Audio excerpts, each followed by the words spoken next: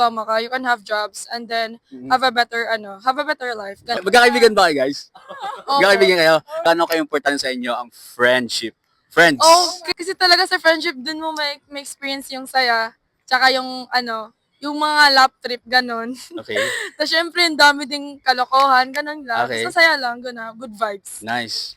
That's kuya, sa friendship kasi kapag breakdown ka na, doon mo talaga mai-open up yung mga problems mo, ganun. Tapos sila din tutulong sa'yo na aangat talaga.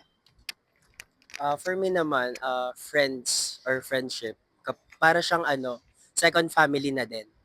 Sila yung mga taong gagabay sa'yo ng nang hindi ka i-judge, nang hindi ka mapapabayaan. Like, You know. ayun. Okay. True. So, naniniwala kayo sa tunay